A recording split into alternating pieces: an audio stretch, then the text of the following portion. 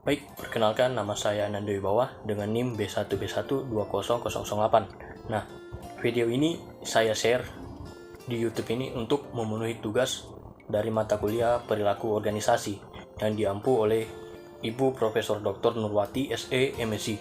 Nah, adapun materi yang akan saya bahas ini adalah mengenai kekuasaan dan politik. Nah, sebelum membahas lebih lanjut, ada baiknya kita tahu dulu mengenai kekuasaan dan politik. Nah, kekuasaan adalah kewenangan yang didapatkan oleh seseorang ataupun kelompok untuk menjalankan kewenangan tersebut sesuai dengan kewenangan yang diberikan. Nah, di sisi lain, politik adalah seni dan ilmu untuk meraih kekuasaan secara konstitusional maupun non-konstitusional.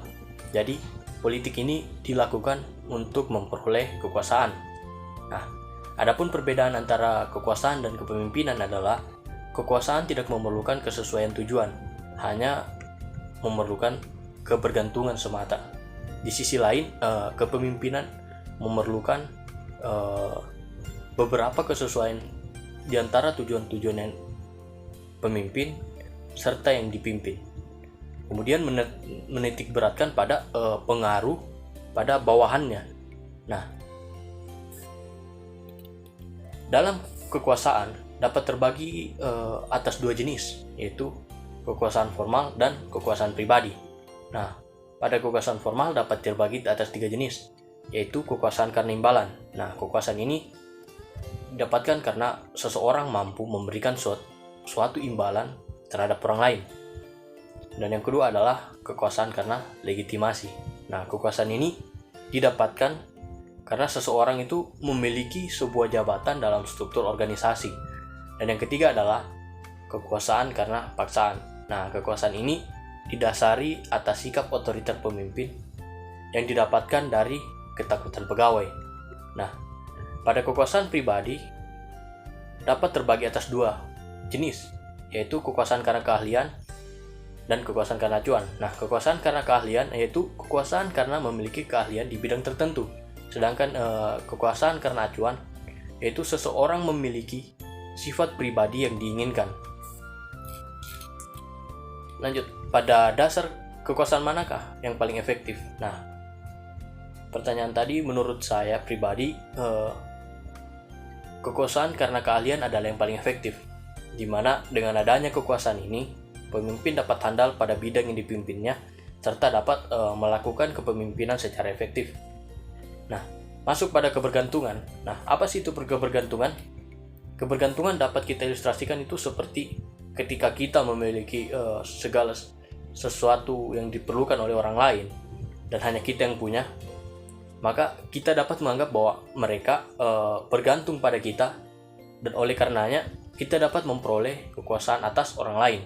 Nah, terdapat tiga faktor yang menciptakan kebergantungan itu sendiri. Yang pertama adalah penting. Nah, dimaksudkan jika tidak ada seorang pun yang menginginkan apa yang Anda miliki atau menginginkan apa skill yang kita miliki, maka kita tidak dapat mampu menciptakan kebergantungan. Nah, yang kedua adalah langka, di mana penawaran tenaga kerja relatif rendah terhadap permintaan, sehingga para pekerja cenderung melakukan negosiasi kompensasi daripada melakukannya dalam jabatan. Dan yang ketiga adalah tidak dapat tergantikan. Semakin sedikit yang dapat menggantikan dengan layak suatu sumber daya, maka semakin besar juga pengendalian kekuasaan yang dimiliki oleh sumber daya tersebut. Nah, masuk pada kekuasaan taktik. Kekuasaan taktik ini sendiri memiliki 9 pengaruh dalam hal taktik itu sendiri. Nah, yang pertama adalah legitimasi. Nah, legitimasi ini berdasarkan kepada wewenang. Dan yang kedua adalah bujukan. Dimaksudkan di sini adalah menyajikan argumen yang logis dan bukti yang nyata bahwa permintaan tersebut itu wajar. Dan yang ketiga adalah mengembangkan komitmen secara emosional yang menarik bagi sasaran. Dan yang keempat adalah meningkatkan dukungan kepada sasaran dengan melibatkannya dalam memutuskan bagaimana rencana akan diselesaikan. Pada hal yang kelima adalah daya tarik pribadi. Nah, di sini seseorang itu meminta kepatuhan yang didasarkan pada rasa persahabatan atau kesetiaan. Dan yang keenam adalah pertukaran, di mana memberikan imbalan kepada target dalam memutuskan bagaimana mewujudkan tujuan. Dan yang ketujuh adalah menjilat. Nah, maksudnya di sini bukan seperti kita makan es krim atau bagaimana, tapi menjilat di sini maksudnya adalah dengan menggunakan pujian atau perilaku ramah sebelum melakukan permintaan. Dan yang ke-8 adalah tekanan. Nah, dengan menggunakan peringatan, permintaan yang diulang-ulang disertai dengan ancaman. Yang ke-9 dan yang terakhir adalah koalisi, membuat daftar tujuan atau dukungan dari orang lain untuk membujuk target tujuannya. Nah, bagaimana kekuasaan dapat mempengaruhi orang-orang? Nah, menurut riset di situ dinyatakan bahwa kekuasaan tidak hanya dapat mengarahkan pada orang untuk menitik beratkan pada kepentingan mereka sendiri karena mereka mampu, tetapi juga dapat membebaskan orang lain untuk berfokus ke arah dalam dan menuju ke tempat yang beratnya lebih tinggi pada tujuan dan kepentingan mereka. Nah, dalam kekuasaan itu juga terdapat efek negatif dan positif, di mana efek negatifnya adalah yang pertama adalah bergantung pada kepribadian orang lain. Yang kedua dapat dikurangi oleh sistem organisasi. Dan yang ketiga adalah memanfaatkan. Dan yang keempat adalah penyalahgunaan kekuasaan. Nah, di sisi lain, efek positifnya adalah kekuasaan dapat memberikan energi dan mengarahkan kepada pendekatan motivasi. Nah, ini juga dapat mendorong motivasi orang untuk membantu orang lain. Nah, setidaknya bagi orang-orang tertentu lah.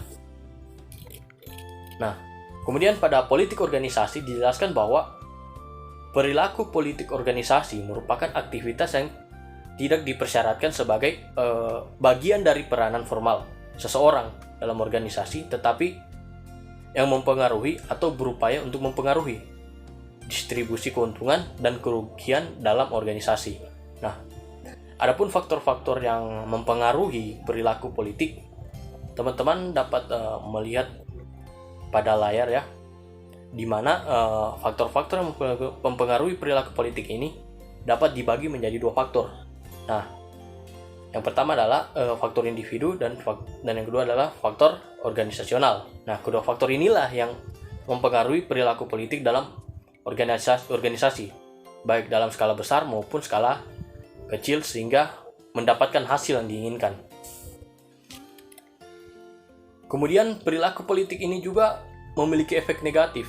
Di antaranya yang pertama adalah hubungan kinerja politik terlihat menjadi moderat oleh seseorang yang memahami bagaimana dan mengapa politik organisasi. Dan yang kedua adalah moderat terhadap kepemimpinan yang beretika. Dan yang ketiga adalah ketika para pekerja memandang politik sebagai sebuah ancaman, maka mereka akan memberikan tanggapan dan sikap yang defensif. Nah, pada poin ketiga tadi kan disebutkan bahwa mengenai sikap defensif. Nah, apa sih sifat defensif itu sendiri? Nah, secara umum sikap defensif itu dapat terbagi menjadi tiga, yaitu yang pertama menghindari tindakan, menghindari penyalahan, dan menghindari perubahan. Nah, masuk pada manajemen kesan. Manajemen kesan itu merupakan proses yang mana para individu itu berupaya untuk mengendalikan kesan lainnya yang membentuk mereka. Nah, dan terakhir adalah apa saja etika dan perilaku dalam berpolitik. Nah, poin yang dapat kita pelajari di sini adalah bahwa orang-orang yang tidak bermoral dapat membenarkan hampir segala perilaku. Mereka yang berkuasa, pandai berbicara, serta persuasif, itu sangat rentan terhadap penyimpangan yang beretika karena mereka cenderung dapat menyingkir dari praktik etis yang tidak etis dan sukses. Sekian dari saya. Jika terdapat kesalahan mohon dimaafkan. Sekian dan terima kasih.